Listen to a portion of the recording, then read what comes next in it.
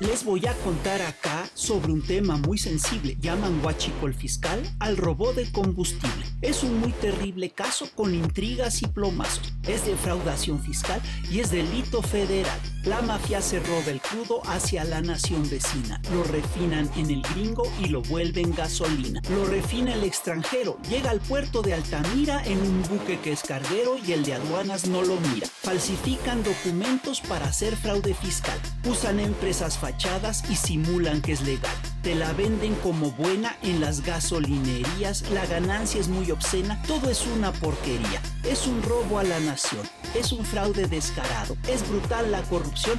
Es crimen organizado. Qué podridas las manzanas las de esta red criminal. Investigan en aduanas, investigan en CEMAR. Participan en la trama del fraude de gasolinas, funcionarios, empresarios y altos mandos de Marina. Contra agentes aduanales hay órdenes de aprehensión. También van tras militares y uno que otro machuchón. Por la trama criminal ya cayó un juez federal y hay campañas de fake news, odio, mentiras y pus. Pa'l cartel de combustible solo hay una vía posible: que terminen en prisión los que roban la nación.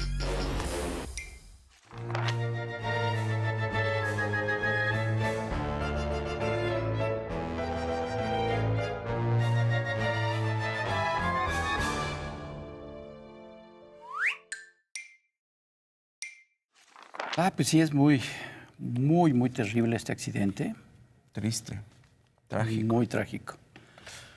Pues en el Chamuco nos solidarizamos con todas las víctimas de la tragedia de Iztapalapa y precisamente vamos a hablar de esto, vamos a hablar de otros temas, vamos a hablar entre otras cosas de lo que fueron las políticas energéticas en tiempos de Fox, de Calderón, de Peña Nieto, y para ello invitamos a ni más ni menos que Ana Lilia Pérez, que se la sabe todas. ¡Ya llegó! Y ya está aquí Ana Lilia Pérez. No te oímos entrar. Aquí estoy. ¿Cómo estás? Oye, qué pena, ya llevas mucho tiempo esperando. Acá mirando al fiscal, a ver si ya se va a poner a trabajar. Las pilas, ¿verdad? Bueno, ya, como que Vas ya. a seguir sentada. ¿Verdad? Pues esperemos que no por mucho tiempo, ¿no? Esperar. Sí, esperar. sí. Ana Lilia, muchas gracias. Bienvenida. Tú ya eres chamuca honoraria. Claro. Pues gracias por invitarme. Es un gusto. Y primero, si me permiten, quiero expresar mi solidaridad por la tragedia que estamos viviendo como sociedad con este siniestro que se registró hace unos días. Hay que esperar el informe oficial, que se identifique la causa raíz, pero habrá que hacer también mucho por parte de las autoridades, porque la manera en la que han operado las gaseras históricamente es para ponerse bajo la lupa. Sí, tú has investigado este tema de las gaseras. El tema de las gaseras, por muchos años hice investigaciones que, pues desafortunadamente, se quedaron por impreso.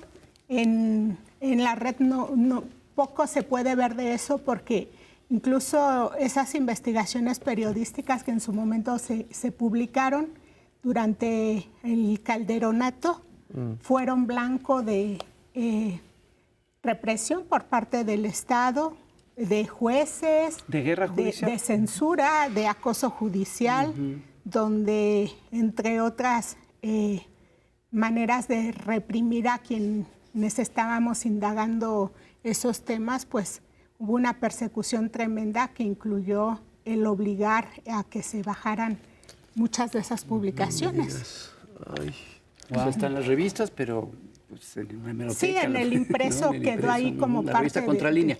Sí, trabajaba yo en la revista Contralínea y quedó ahí también documentado todo el acoso judicial, la presión por parte de los funcionarios de gobierno también se denunció en su momento ante la Comisión Nacional de Derechos Humanos. Hubo una recomendación, incluso recomendaciones también de organismos internacionales y bueno, el que ocurran situaciones que cobran vidas siempre requieren que la autoridad pues revise la manera en que han operado estas empresas, porque además hablamos de corporativos muy poderosos que durante muchos años han mantenido el oligopolio del gas en nuestro país, que vienen, por cierto, de una misma familia, una familia originaria de de Ciudad Juárez, los Zaragoza Fuentes, y después vienen otras ramas de la familia, pero son quienes han controlado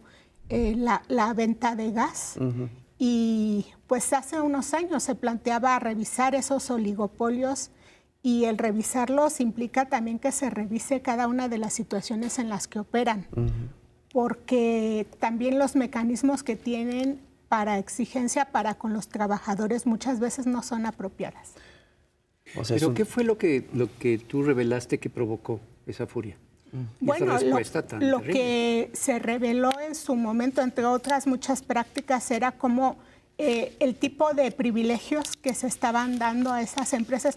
Todo era parte del plan privatizador del sector energético. Era en refinación, con contratos con Muriño y su familia, subsidios a Muriño y su familia, que los subsidios venían desde el gobierno de Vicente Fox, por cierto. Sí. Aquí hago un paréntesis, hubo un programa de gobierno que se daba desde Secretaría de Economía, que le llamaban Marcha hacia el Sur, algo así, que se supone que era para las regiones más rezagadas del país, económicamente hablando, y entonces se plantearon programas de subsidio. Y resulta que yo me puse a revisar a quién se benefició con esos subsidios, y está por escrito eso en el libro Camisas Azules, Manos Negras. Y quienes recibían esos subsidios eran las empresas de la familia Muriño, los corporativos que iban creando ahí los Muriño. Mientras Muriño, esos contratos, recordarán ustedes, fue en esa época también cuando revelé los contratos de Juan Camilo Muriño como contratista de Pemex, firmados por su puño y letra, al mismo tiempo que era funcionario del sector energético, y que además era un contexto en el cual Felipe Calderón lo promovía, le hacían campaña, lo promocionaban al exterior también como el futuro sucesor de Calderón. Entonces, una de las áreas que investigué fue precisamente el modus operandi de los gaseros, de estas familias originarias de Chihuahua, pero que tienen muchas empresas. Parece que hay muchas empresas de gas en México. El asunto es que pertenecen la mayoría a esos dos núcleos familiares. Y incluso hubo, en esos trabajos se evidenció cómo los funcionarios públicos pues parecían los gestores de estas empresas. Y al mismo tiempo era cuando estaba indagando toda la corrupción en Pemex que me llevó a revelar el huachicol. Entonces fueron muchas investigaciones periodísticas que mantenía abiertas en ese periodo y que estaba publicando en reportajes, en libros, y que la respuesta fue la represión. Oye, a ver, una cuestión. Lo que dijiste es muy importante. Es decir, incluso esto es resultado del plan privatizador del sector energético que se echa a andar en el periodo neoliberal, concretamente en tiempos de, voy a ir de adelante para atrás, de Peña Nieto, de Calderón, de Fox, de Zedillo. ¿Era algo que querían hacer desde que entró el neoliberalismo? Querían privatizar Pemex, querían privatizar el sector petrolero. Hoy en día, uno de los temas que están a debate es el tema del paquete fiscal. Y en el paquete fiscal actual hay un incremento en la deuda, y ese incremento, ahora nos dicen, no, es culpa de la deuda que contrató López Obrador. No es así, ¿verdad? ¿Desde cuándo viene esa deuda? En el libro Pemex-RIP, Vida y asesinato de la principal empresa mexicana, que es el subtítulo, que habla del momento que vivía Petróleos Mexicanos en ese contexto, se publica en el año 2017 el libro, es decir, en el gobierno todavía de Enrique Peña Nieto.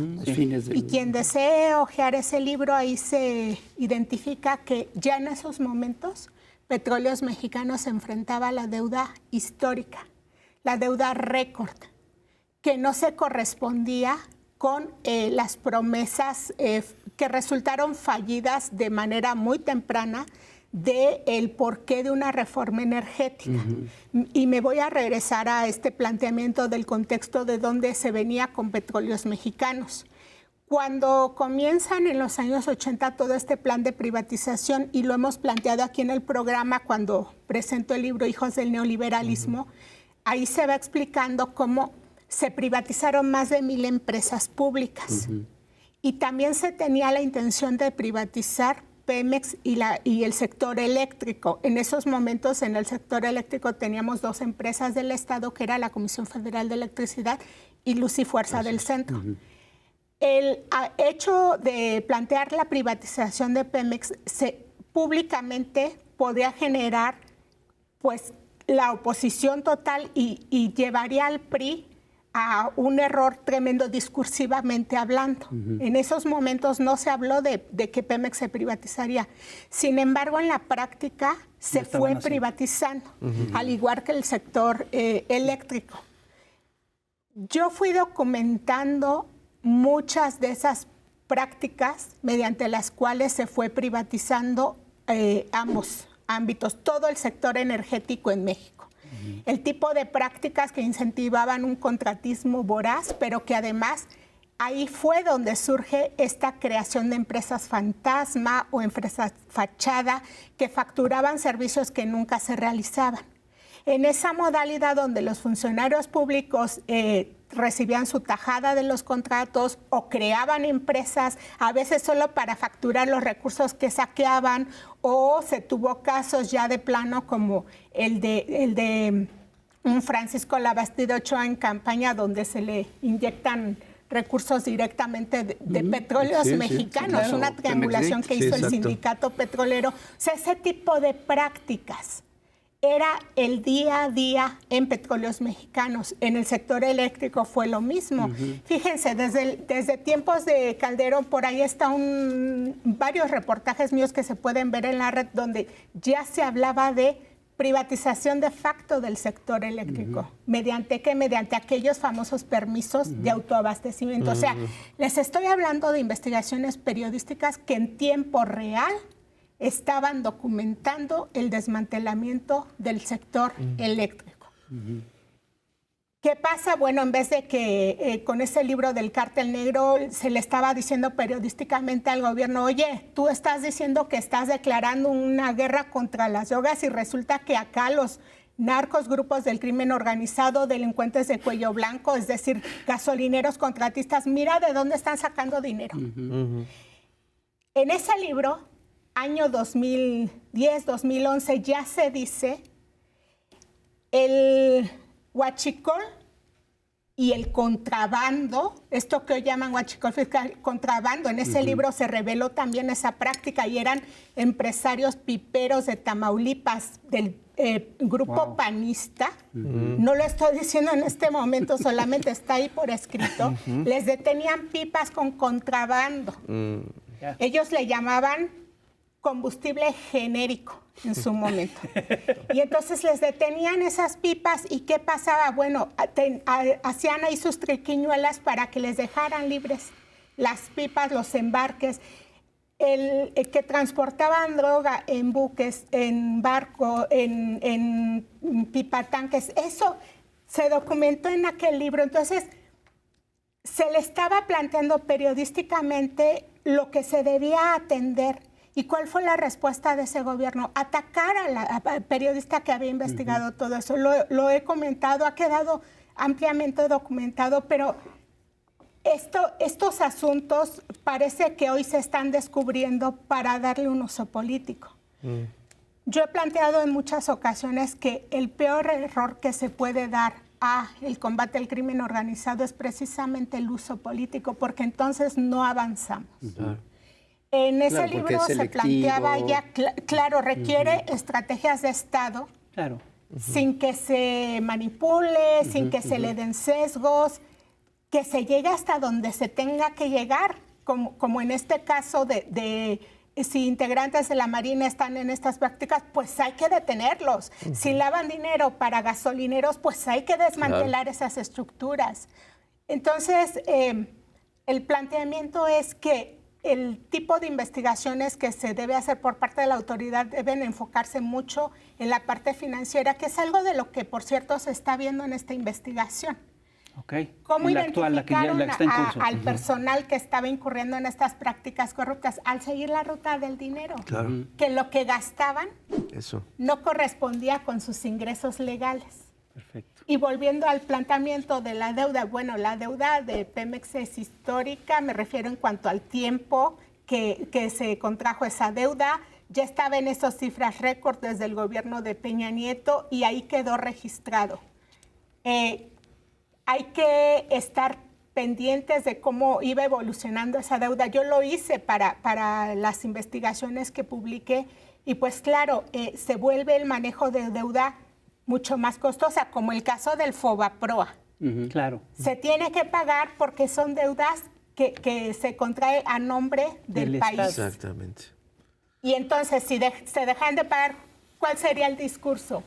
Ah, qué un irresponsable. país que no es confiable, que se va a ahuyentar la No, pero además te inversión. generan una serie de problemas a nivel internacional Arrastras, brutal. Por Es decir, supuesto. Es decir, no hay país que se anime a no pagar esas deudas contraídas. Es parte de la responsabilidad hacendaria y es parte también el buscar cómo esa deuda se pueda volver menos costosa, que es un poco lo que se intentó hacer al hacer ciertas aportaciones, al hacer renegociaciones. Sí, claro. Por ejemplo, en el tema del FOBAPROA, cualquier persona que desee ver tipo de negociaciones que se han hecho están ahí en los informes de IPAP. Es una deuda que crece y crece y crece y crece, pero es la deuda que dejó Zedillo. Claro. Sí, claro. O sea, es deuda ya contratada, es deuda contraída, se tiene que pagar. Y lo que yo sí creo que es un hecho es que la deuda creció de manera importante en tiempos de Felipe Calderón, creció aún más con Enrique Peña Nieto, bajó el crecimiento de la deuda en tiempos de López Obrador. Ahorita va a subir tantito y la perspectiva es que baje en un futuro próximo, ¿no? Se ha prometido que con estos refinanciamientos, replanteamientos que se han hecho de la deuda, ese es el objetivo. Pero regresémonos un poco a desde tiempos de Vicente Fox, porque se tuvo, en el caso de Pemex, los excedentes petroleros. Extraordinarios. Y que esos recursos no se invirtieron en Pemex. Ni un peso. Que fue el periodo donde además, pues desde Los Pinos se operaba los contratos para ciertas empresas, casos ya muy documentados, que también documenté en ese periodo la famosa empresa Oceanografía. ¿De acuerdo? Propiedad de quienes... Llamado Yáñez. Y que eran gestores los hijastros de Vicente Fox. Y miren, en ese momento, cuando comienzo a investigar esa empresa, después de la revelación que hace el funcionario de Pemex, y entonces da el nombre de la empresa, y entonces ubico la dirección y voy a ver ahí en un edificio en Insurgentes Centro, y mirando dónde estaba, era un edificio habitacional ya muy antiguo. Creo que es Insurgentes 300, no recuerdo bien el número, un edificio muy clásico. Y buscando yo dónde estaba esa empresa que estaba facturando millones de pesos a petróleos mexicanos.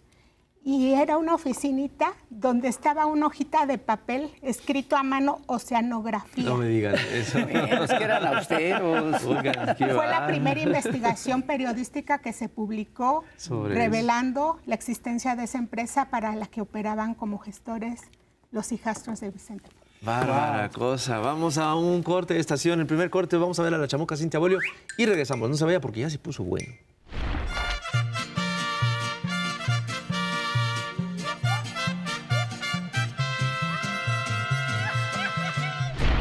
Querido electorado, viva México y vivan las heroínas de la 1T, la primera transformación, que nos dieron matria. Sí, heroínas transgresoras que apoyaron la lucha independentista en cuerpo, alma, intelecto y recursos. Grandes mujeres que el patriarcado invisibilizó durante siglos. Hoy recordamos a doña María Josefa Rafaela López Aguado, Rafaela para las cuatas. Ella nació en Michoacán, Nueva España, en 1754, en una conservadora y fifí familia de políticos y clérigos. Como era mujer, nada de poder para ella, y la casaron con su primo, un dueño de mineras. La joven Rafaela tuvo 5 hijos, Ignacio, Ramón, José María, Rafael y Francisco López Rayón. Llevó la vida clásica de la mujer cuidadora hasta entrados sus 50, cuando enviuda y surge el movimiento independentista. Los Rayón se unieron a Hidalgo y ella se hizo cargo de administrar y enviar harto metal para la causa. Cabe destacar que para la historia ella ha sido solo la madre de los Rayón. Por eso aquí la reivindicamos como útera matria, con cariño. Pero no solo parió hijos que lucharon. Rafaela misma, mujer más que ilustrada, y desde el escritorio de su hacienda, respaldó el movimiento. Rafaela es contemporánea de la corregidora, doña María Josefa Crescencia Ortiz Telles Girón, más conocida por tener estadio de fútbol. Ella fue una insurgenta de la conspiración de Querétaro, quien vislumbró un país libre inspirada por los ideales antimonárquicos de los que se conversaba en voz bajita en las sociedades literarias. Josefa nació en Ciudad de México en 1768. Estudió en el Colegio de las Vizcaínas, lugar en el que conoce a su esposo, y el virrey los envía a gobernar Querétaro. Allí se organiza su propio club literario Tiracoronas, con Allende, Aldama y el rebelde punk Miguel Hidalgo.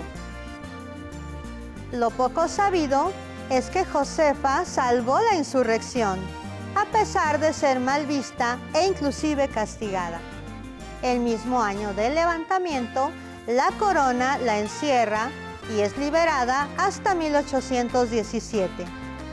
Irredenta, la corregidora declina invitaciones de Iturbide y conserva sus ideales emancipadores por el resto de sus días. Va un laurel para doña Rafaela y otro para doña Josefa, querido electorado. Y también una ampliación en el espacio de la memoria colectiva para las mujeres que desobedecieron el mandato de género a lo grande. Nos legaron patria y libertad y forjaron la matria. ¡Viva México y vivan ellas!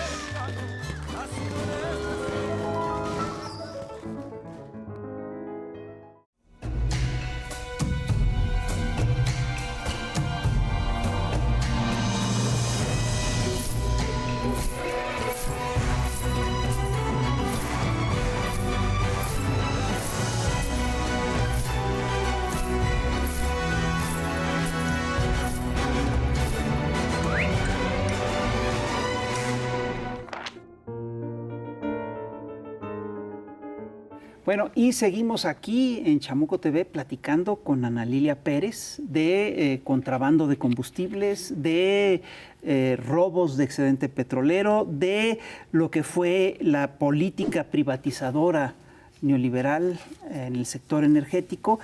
Y la verdad es que, Ana Lilia, tú lo has investigado todo.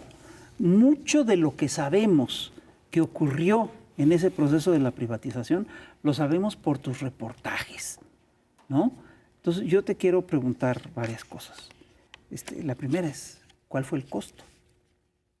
Bueno, yo he hablado en distintos momentos porque en el momento cuando empieza toda la presión, la agresión, de muchas maneras, el acoso judicial, el tener que estar en resguardo, o sea, eran ataques muy frecuentes. Y a mí me decían que mejor dejara la profesión y yo ya me estaba estaba en la investigación a fondo del tema del huachicol, precisamente, porque el libro Camisas Azules, Manos Negras y el libro El Cártel Negro se publicaron con muy poco tiempo de distancia. Y cuando indagaba el huachicol, pues ya estaban muchos funcionarios públicos involucrados desde dentro del sector energético y militares. Y las áreas de seguridad de Pemex estaban en manos de militares y entonces yo no imaginaba todavía la magnitud de las complicidades. Hasta que uno se mete a fondo en las investigaciones periodísticas es cuando empiezas a detectar todas esas tramas. El tamaño, es decir, sin lugar a dudas, las presiones que recibiste tenían que ver con la dimensión de los intereses que estaban en juego. De las publicaciones que estaba haciendo un secretario de Gobernación, contratista de Pemex, en un conflicto de intereses, porque además él, al mismo tiempo que recibía contratos para sus pipas, para transporte de combustibles de petróleos mexicanos, para todas sus franquicias gasolineras, que se le estaban subsidiando sus negocios, él estaba operando también el proceso de desmantelamiento del sector eléctrico. Él es quien opera junto con...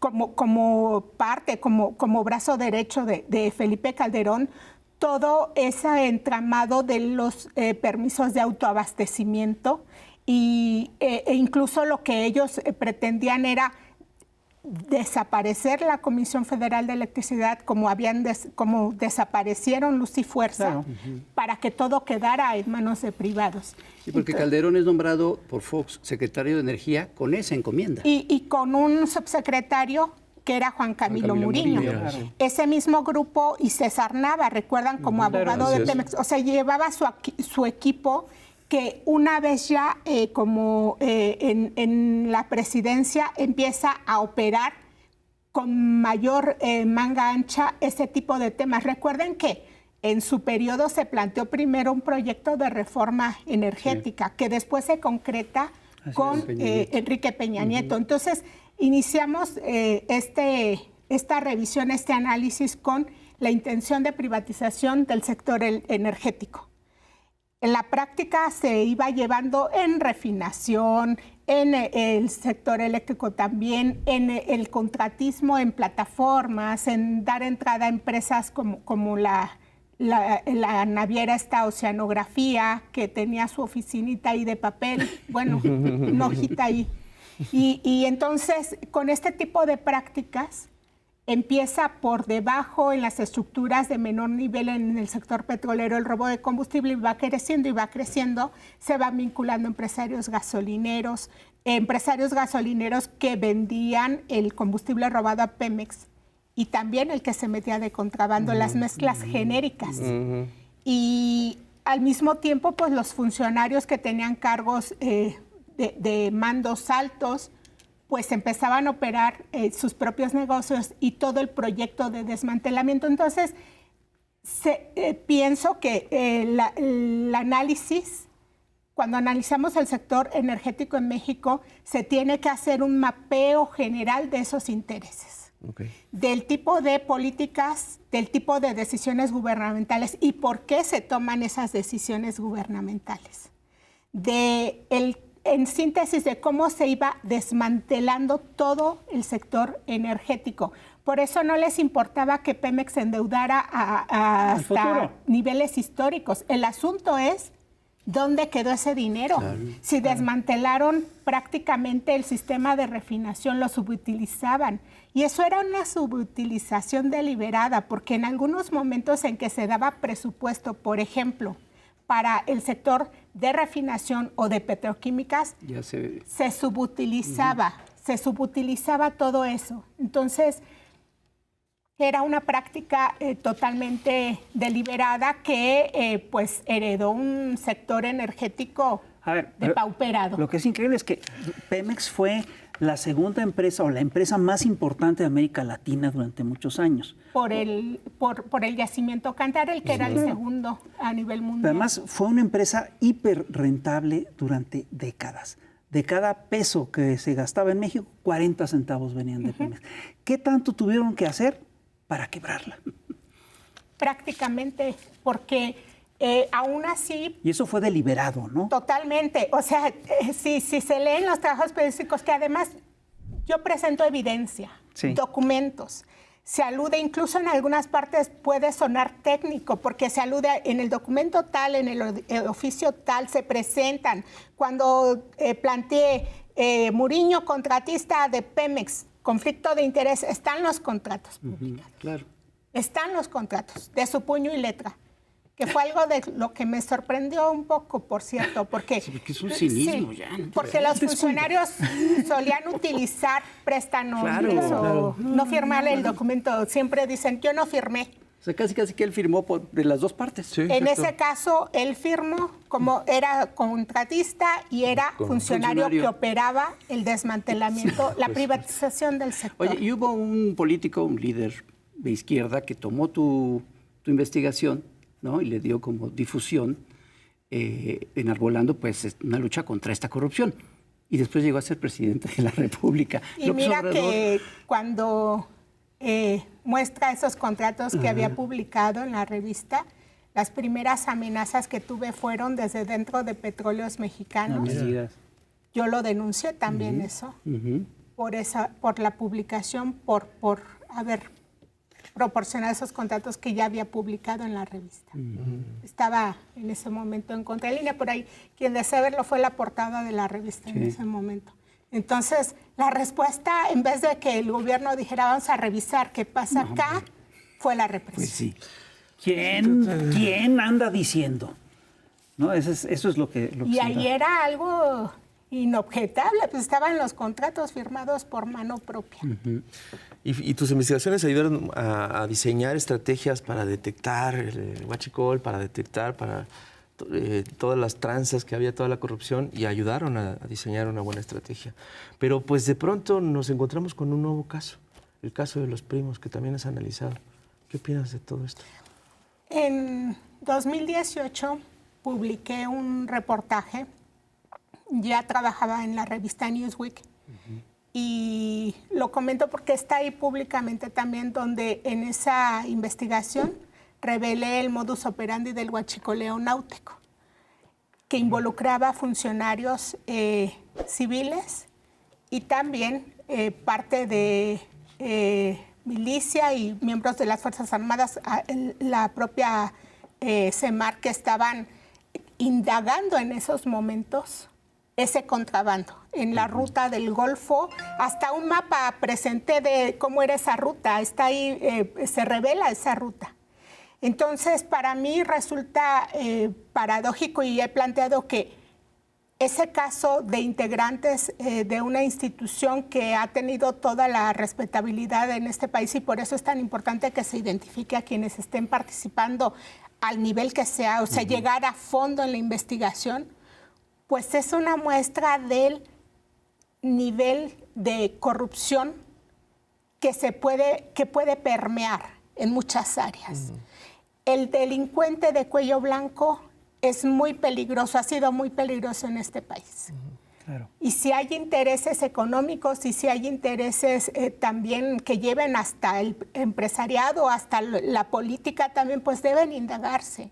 Claro. Porque eso nos demuestra que se necesita desarticular las redes de estructuras que operan todo el negocio. Tenemos transportistas, tenemos empresarios, tenemos, cuando hablo de empresarios, los gasolineros, empresarios del sector energético de México y de Estados Unidos, porque el contrabando ha sido una posibilidad desde hace años, también por la colusión de empresarios de Estados Unidos. Hay casos que se documentan en el Cártel Negro de cómo se contrabandeaba combustible de México hacia Estados Unidos, y quienes compraban ese combustible eran empresas del sector energético estadounidense que después lo comercializaban en gasolineras de los supermercados. Entonces es un problema real, es un desafío para el Estado mexicano. Por eso sí es muy relevante que a partir de seguir la ruta del dinero de trabajos de inteligencia se vaya identificando y se vayan desarticulando esas redes. Porque bueno, hemos visto, con este caso ha quedado expuesto cómo las instituciones tienen que fortalecer sus controles internos. Tienen que fortalecer el detectar en tiempo real si un funcionario está gastando más de lo que podía gastar. Sí, ¿no? Apuestas de 52 millones. El clásico de carrazos. seguir la ruta del dinero. Sí. Y bueno, pienso que de esa manera, si combates a fondo, no solo se contribuye a las finanzas públicas, porque cuando hablamos del tema del contrabando de combustible, hablamos de combustible que puede estarse comercializando en la esfera formal, gasolineras, en la informal, expendios clandestinos. En algún momento le llamaban huachicolerías. Ajá. Pero estamos hablando también de prácticas que se le está quitando un mercado a quienes sí venden combustible legal. Claro. ¿No? Porque si se abastece a alguien de ese combustible robado, quiere decir que el que vende de manera legal Gana no menos. está vendiendo. Exactamente. Fíjense que antes de la reforma de Peña, una manera que se tenía, una posibilidad, que no siempre se ponía en práctica, pero había esa posibilidad de ir identificando aquellas gasolineras que dejaban de comprarle combustible a Pemex. Claro. Entonces, si no se le compraba a Pemex, ¿a quién se le compraba? ¿Era contrabando o era combustible robado? Claro. Y así se podía hacer un cruce de datos de que había gasolineras del norte del país que dejaban de comprarle meses a Pemex, pero seguían vendiendo. Qué extraño. Todo era contrabando y todo era huachicol. ¿Qué pasó con la reforma energética? Se comienzan a dar muchos permisos de importación. Claro. Entonces, muchos importadores utilizaron esos permisos para, supuestamente, estaban importando lo que tenían autorizado, pero en realidad metían cantidades inmensas de contrabando y proliferó el uso de la factura falsa, del documento de importación, de los pedimentos falsos. Por eso es que en esta red que se está deteniendo algunos integrantes, se habla del uso de documentación falsa. Para que opere el contrabando técnico o llamado huachicol fiscal, que es un delito que ya data de hace mucho tiempo, se requiere la colusión de Empresarios, empresarios, funcionarios, agentes aduanales, totalmente, gasolineros. porque son quienes manejan ese documento que puede ser falso en el propio documento, como las facturas falsas que también proliferaron en el peñanitismo, o puede ser un documento donde dicen, estoy metiendo esta sustancia, pero en realidad meten otra, que es como el cargamento que entró en este buque, donde decían que eran algunos aceites y en realidad era petróleo. combustible. Ajá. Entonces, factureros también forman parte del esquema. A ver, transportistas, sindicato. Pues en algún momento el sindicato En algún momento. colaboró. Pero no necesariamente. Pero, ¿y crimen organizado? En el huachicol sí, es que todo es crimen organizado. Claro, bueno, sí, pero me refiero a mafias. Mafias, cárteles. Sí. Cárteles de la droga, organizaciones criminales. Sí, claro. El primer grupo criminal que entró de lleno de una manera, digamos, más como para organizar, ellos le llamaban alinear a los huachicoleros, fueron los Zetas. Okay. ¿Y por qué? Bueno, recuerden que ellos tenían un origen militar. Cuando empiezan las deserciones, empiezan a ver ese negocio como una posibilidad de recursos.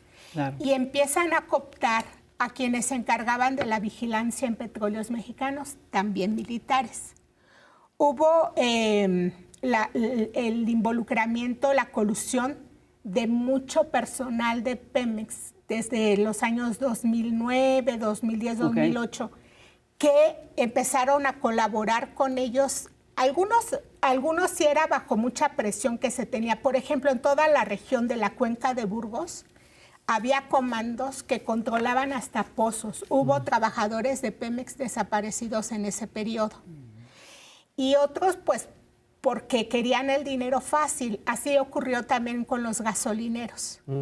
Después de los Zetas, empieza este cártel de la familia michoacana en Guanajuato, esa zona del Bajío. el Cártel de Jalisco Nueva Generación.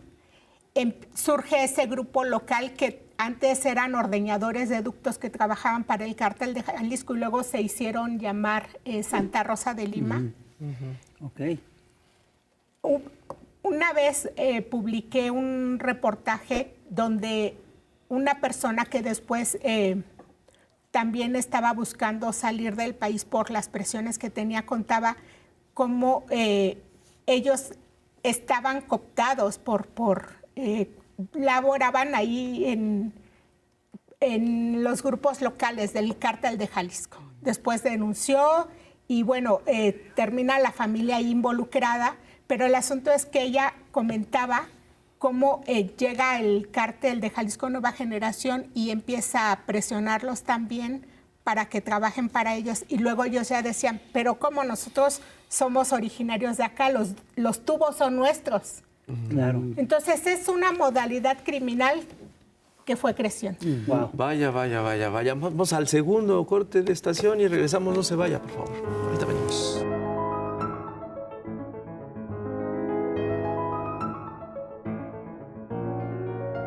Seguimos en Chamuco TV, estamos aquí platicando con Ana Lilia Pérez. Muchas gracias, Ana Lilia, por aceptar venir a platicar con nosotros.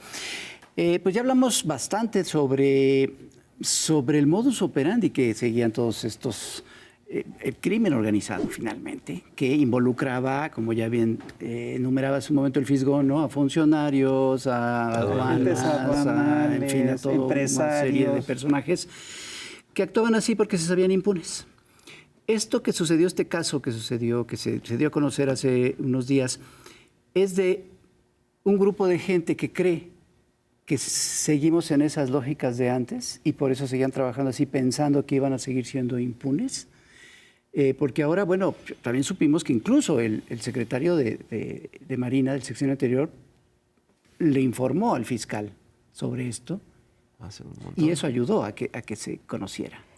Les hablaba de esa investigación de los 200 barcos que operaban el contrabando de combustible. Quienes llevaban la investigación, parte de esa investigación para ir identificando, eran áreas de inteligencia de la Marina. Y planteaba que es paradójico que varios de esos integrantes, de indagar ese modus operandi, quedaron involucrados en esas redes. El poder de la corrupción. Eso ocurre con más frecuencia de la que nos gusta, verlo. Pero también es importante la acción de la justicia en ese caso. Creo que a estas alturas para nadie es ajeno la poca eficacia que hemos tenido por parte de una fiscalía. El fiscal sí habló de estas detenciones, habla de 200 órdenes de aprehensión, sí, pero desde hace años, cuando se comienza esta estrategia contra el robo, contrabando, comercialización, todos los delitos asociados al combustible que se pueden ver porque así quedó ya tipificadas cuando se endurecen las leyes para ello, se empezaron a abrir carpetas de investigación por diversos delitos. Hice una revisión a todas las carpetas que se abrieron, delegación por delegación de la Fiscalía, año con año. Y sumaban hasta esta última revisión que hice en ese corte de caja, eran más de 40,000 carpetas. Ah, caray. Órale. Y de esas después hice un cruce de información, cuántas de esas carpetas habían llegado ya a etapa de judicialización. ¿Cuántas? El conteo que yo tenía era menos de 1,000 carpetas. De 40,000, Ajá. menos de 1,000. Entonces, eso nos habla de un nivel de dilación o en la integración de las carpetas o en ese cuello de botella que se hace también entre las fiscalías y el Poder Judicial. Es lo que te iba a preguntar. Ahí se hace el cuello de botella. Y que habría que ver caso por caso. Porque casos, digamos, que tenían una exposición mediática muy relevante vinculados a temas de corrupción, pues todos se le cayeron al fiscal, Emilio Lozoya, para quien parecía más el abogado de Lozoya que el abogado de la nación. Exacto. Rosario Robles y la estafa maestra, Juan Collado, que el caso de Juan Collado, hace poco escribí del tema porque una de las últimas decisiones que tomó la Suprema Corte anterior fue precisamente desechar ese recurso que presentó la Unidad de Inteligencia Financiera para el caso de el dinero que se depositó en Andorra. Y con eso, pues, es una garantía de impunidad. Entonces, acá, pues, es una corresponsabilidad de todas las autoridades. Son 3 casos en donde ves claramente la connivencia de funcionarios públicos, tal cual. Funcionarios que están hoy todavía en cargos de alta relevancia. Y jueces. Lo que estamos viendo es que no todos los funcionarios públicos están trabajando al mismo ritmo o con la misma intención. Me parece bien estas medidas que se ve que se han tomado en la propia Unidad de Inteligencia Financiera de hacer un trabajo que se advierte técnico. El hecho de indagar estas rutas del dinero que aportó elementos suficientes para que para fortalecer las carpetas de investigación, pues habla de un trabajo ya en un nivel más coordinado. Ahora, se dice que hay 200 órdenes de aprehensión tan solo en esa red. Pues esperemos que el Poder Judicial haga lo que le corresponde, porque si comenzamos a ver casos de que les dan amparo o que se desecha o que se le cae la investigación a la Fiscalía, pues entonces el trabajo quedará con pocos avances. Y aquí queda claro que hay que llevar hasta los niveles donde se tenga que llegar. Que ahí todavía no podemos hablar de que eso es el nuevo Poder Judicial, el que ver, porque es un nuevo Poder Judicial, entre comillas. Todavía hay muchos... Las titularidades cambian, pero hay que ver cómo operan las estructuras, porque muchas veces la operación directa viene de estructuras no la más alta, sino los niveles medios. El caso de esta red es un ejemplo. ¿Por qué tenían cooptados capitanes en las distintas áreas? Personal que se encarga de la revisión de áreas fiscales, de los recintos fiscales. Si ustedes revisan las funciones que tenían los funcionarios involucrados civiles y navales, pues tenían la parte operativa, el que checa si el embarque es o no lo que dice ser, el que hace las muestras técnicas, porque te pueden decir, yo traigo esta sustancia, mira, mi documento dice que yo traigo aceite. Y la obligación de la autoridad es dejarlo pasar, sí traes aceite. No, se tienen que hacer pruebas técnicas y para eso hay personal. Y entonces, ¿por qué tenían cooptado a este personal? Porque era el que les funcionaba. El operativo. El operativo. Wow. O sea, pero fíjate, esto tiene que ver, entre otras cosas, con la importancia que tienen las estructuras burocráticas, ¿no? Es decir, no puedes incluso cambiar la cabeza de un órgano. El órgano difícilmente va a cambiar la función porque está hecho para funcionar de esta manera. Entonces, de esos casos, si algunos salen con amparos y demás, la derecha va a decir, ya ven, este Poder Judicial es igualito al otro. Y esas estructuras burocráticas o ese personal que en vez de hacer su trabajo está trabajando para sus propios intereses, que en muchas ocasiones son intereses criminales, es el que se tiene que detectar. Por eso yo insisto muchísimo en el área de control interno, porque es el primer acercamiento que tienes de esas malas conductas.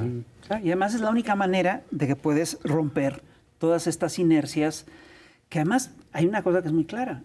Una de las tareas del crimen organizado es penetrar esos órganos y tienen el dinero para hacerlo. Y lo han hecho en distintos países. Recordemos la historia también de la mafia en Italia, así era. En algún momento esas investigaciones que llevaron jueces emblemáticos que también fueron víctimas de ese crimen, tocó su punto más riesgoso cuando comenzaron a indagarles en las estructuras financieras, en cómo lavaban esos recursos que venían o de extorsión o de otros negocios criminales, y cuando empiezan a identificar qué empresarios laboraban para ellos, quiénes estaban en esas redes, es cuando fueron víctimas esos propios fiscales y jueces. ¿Tú crees que esto sea el primer paso para un maxi proceso, así, una limpieza tremenda dentro? Pues los elementos están dados, el contexto está dado, estamos en un buen contexto ahí.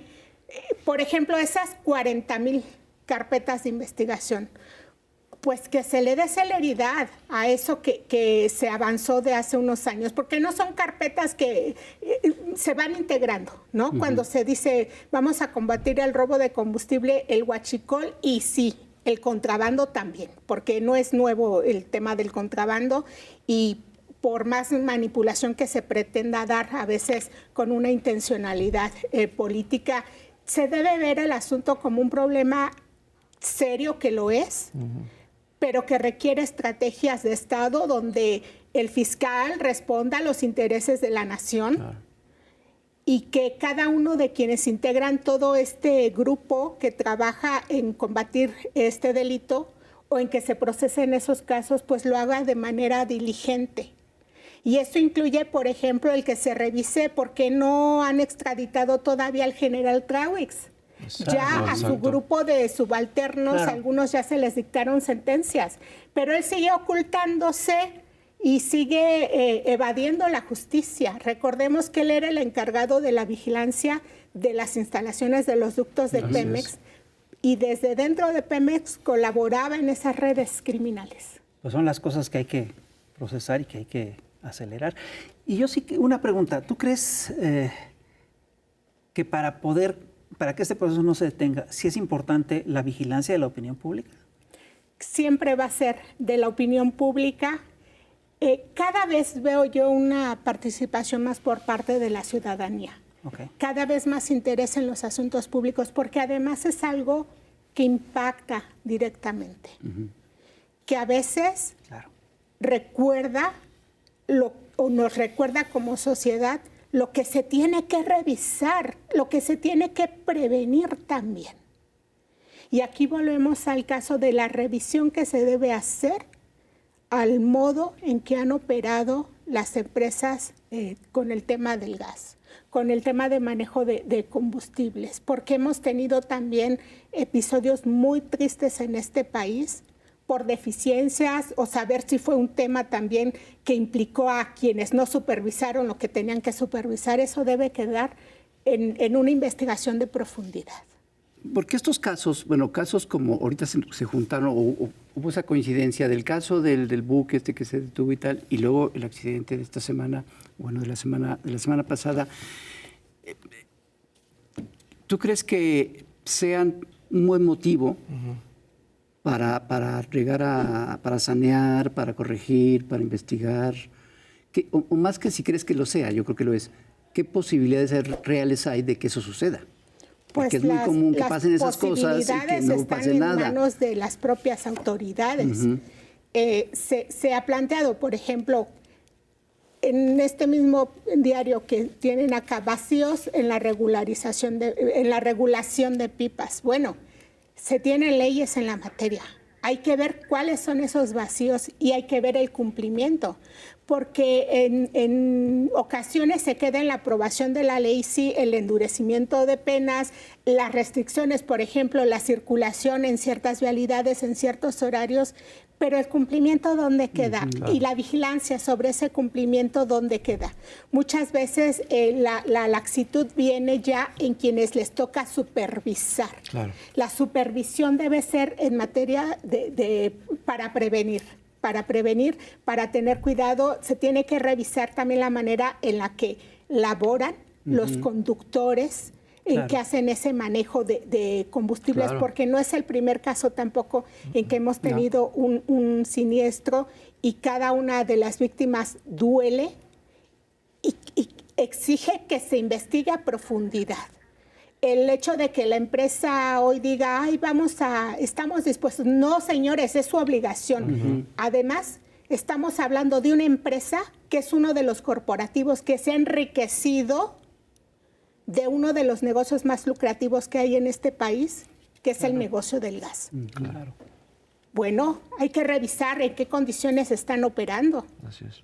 Bueno, o sea, si seguimos pagando de alguna manera el costo de las políticas de privatización que se dieron hace varios años, pero yo sí creo que tenemos que revisar, y estamos obligados a revisar, los oligopolios, las redes de crimen organizado, las estructuras que se arman, los vicios que se insertaron en estos procesos y también los posibles vínculos con funcionarios y jueces y el Poder Judicial y todo esto, ¿no? Porque al final hay consecuencias. Un ejemplo, en el historial de la empresa Oceanografía, la empresa para la que eran gestores los hijastros de Fox, y que era una empresa con prácticas de mucha corrupción y quedó demostrado, había un barco que no tenía condiciones para operar. Y en los documentos decía que no era apto para operar. Y un día era un barco era una lancha que transportaba trabajadores de tierra a plataformas.